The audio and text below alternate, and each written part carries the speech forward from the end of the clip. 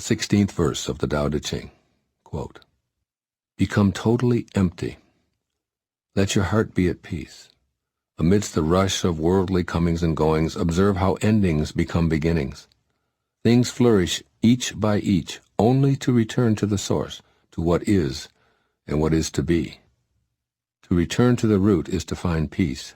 To find peace is to fulfill one's destiny. To fulfill one's destiny is to be constant. To know the constant is called insight. Not knowing this cycle leads to eternal disaster. Knowing the constant gives perspective. This perspective is impartial. Impartiality is the highest nobility. The highest nobility is divine.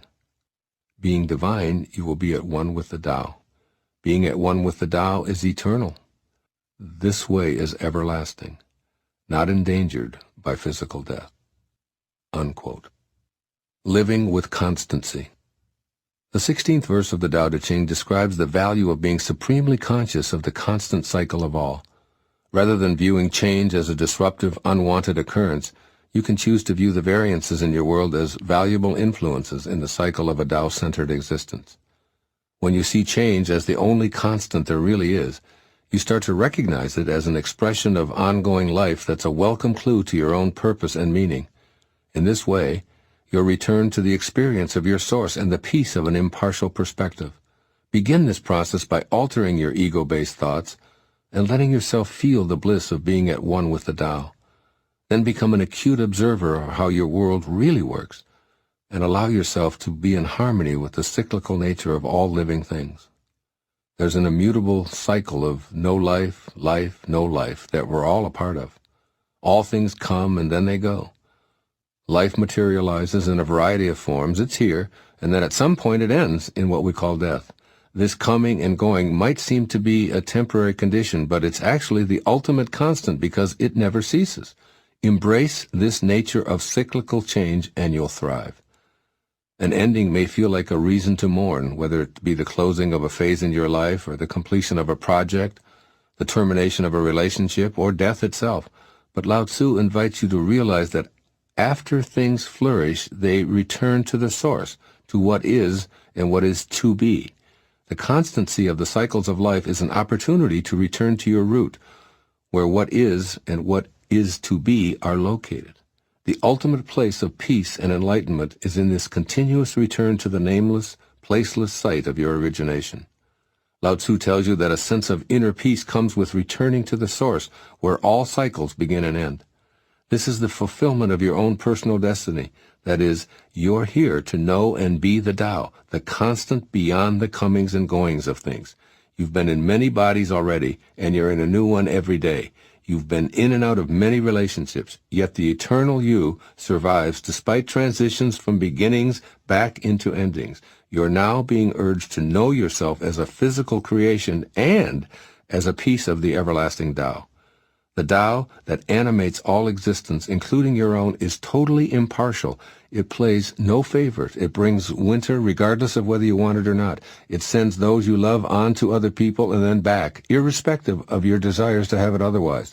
All of life must return to it. There are no exceptions or apologies. When you're unaware of this steady influence, you attach to one element of one cycle in life, leading to what Lao Tzu calls eternal disaster. When one person leaves you, it feels like the end of the world. When a business venture fails, you flunk out of school, or when you have a painful illness or injury, you feel depressed. If you get trapped in these emotional endings, you're not permitting them to also be a natural part of life, leading you to feel disconnected from your source. You become stuck in the rush of worldly comings and goings, unable to remember the constancy where endings become beginnings. The reality is that beginnings are often disguised as painful endings. So when you know that there's a constant beyond the present moment's disappointment, you can sense that this too shall pass. It always has, and it always will. When you change the way you look at things, the things you look at change. This is what I believe Lao Tzu seems to be telling you in this 16th chapter of the Tao Te Ching.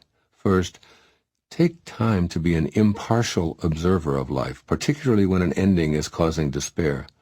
Remind yourself that your source is at work within this event, and then make a decision to connect to that source with your thoughts. All endings are part of the cyclical process. You are merely returning to a life of constancy, which Lao Tzu taught in this passage. You don't have to learn anything new or change any behavior or adopt any new strategies. Just think about the word return and take comfort in the ever-constant Tao, which brings peace to despair. The Tao never leaves or disappoints, and it is always impartial. Wherever you are in the emotional cycle, you're not being judged. Rather, you're learning to be in all phases, free of judgment, and living with constancy. And secondly, write these words and post them in a conspicuous place in your living environment.